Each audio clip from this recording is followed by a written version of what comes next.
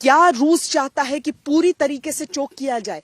क्या रूस चाहता है कि नागरिकों के लिए जो फल सब्जी दूध जैसी चीजें हैं जो उन तक पहुंचनी चाहिए उन्हें भी काट देना है? क्या वो चाहता है कि जो लोगों का मोराल है उस पर असर पड़े? ये सारी चीजें जो हुई हैं, जो पश्चिमी मोर्चे को पोलैंड से लगती हुई जो सीमा है यूक्रेन की, उससे बेहद करीब ये शहर लवीव, एक तरह से समझ लीजिए कि अगर कीव देश की राजधानी है तो ईस्टर्न मोर्चे पर खार्किव एक अहम शहर और पश्चिमी मोर्चे पर लवीव वो अहम शहर हो जाता है। तो खार्किव को किस तरीके से ध्वस्त करते हुए, हालांकि यूक्रेन की तरफ से दावा यह भी किया गया कि खार्किव को पूरी तरीके से रूसी सेना ले नहीं पाई, उसे बाईपास करके आगे बढ़ना पड़ रहा है, चाहे खार्किव हो चाहे सुमी हो। लेकिन अब लवीव पर अगर गोले दागे जाते हैं, जिसकी कोई भी सीमा रूस से या रूस को जिन देशों का समर्थन हासिल है, बेलारूस, उन सब से किसी भी तरीके से कोई मदद सहानुभूति नहीं है, तो उन देशों की सीमाओं तक अगर आक्रमण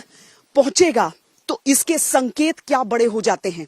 और हम निकले हैं अब उन मोर्चों को देखने के लिए जो कि कीव के आसपास के वो मोर्चे जो रोज आपको कोई एक नई कहानी यहां से बताते हैं कि रूस आखिर क्या चाह रहा होगा, किस तरह की रणनीति की ओर आगे बढ़ रहा होगा। और ऐसे में गौरव, मुझे मालूम है कि गाड़ी में थोड़ा बोलना मुश्किल है, लेकिन अब टेढ़े होकर किसी भी तरीके से आप यहां पर आइए और अपने एक्सपीरियंसेस बताइए। कल हम और मैं और आप अलग अलग मोर्चों पर निकले थे, अलग डायरेक्शंस में निकले थे। आप जिस डायरेक्शन में निकले वहां क्या क्या? कल हम लोग कीव से लगभग 70 किलोमीटर दूर एक इलाका है, वहां पर गए थे जहां पर भारी बमबारी हुई थी, भारी मिसाइल अटैक्स हुए थे। और वो दक्षिण से जिस तरह सेना आगे बढ़ने की कोशिश कर रही है, ये वो इलाका था श्वेता। और यहाँ पर कई रिहायशी इलाकों को भी निशाना बनाया गया था। कई रिहायशी इलाके हम लोग जब वहां गए तो वहां पर वो रिहायशी इलाके बिल्कुल टूटे हुए थे।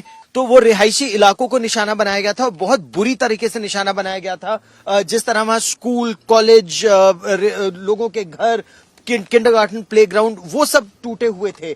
और वहां की सेना ने हमें बताया, हम सेना के अधिकारियों से भी मिले थे श्वेता, और सेना के वो अधिकारी बता रहे थे कि किस तरह से एक के बाद एक जो ताबड़तोड़ रॉकेट्स आते, ग्रैड सिस्टम, उससे हमला हुआ था और बहुत भारी नुकसान। और एक इलाके ही नहीं, पूरे इलाके के लोग फिर घर छोड़ने पर मजबूर हो गए थे। तो कह रहे थे सिर्फ मिलिट्री इंस्टॉलेशंस नहीं, सिविलियन एरियाज भी टारगेट हो रहे हैं। ये बहुत अजीब सी स्थिति है, यहाँ पर बहुत अजीब सा युद्ध चल रहा है। आप इस हिसाब से भी इसे देखिए कि रूस के टैंकों को अगर आप देखेंगे आपको T-72 नजर आएगा। भारतीय सेना भी उतने बड़े पैमाने पर एक युद्ध में उसे आगे लेकर नहीं जाएगी। वो अपने क्योंकि हम कमोवेश वही हथियार इस्तेमाल करते हैं, T-90 लेकर हम जाएंगे। रूस के पास बड़ी मौजूदगी उसकी है, लेकिन आपको उनकी तैनाती उस हिसाब से नहीं दिखती है।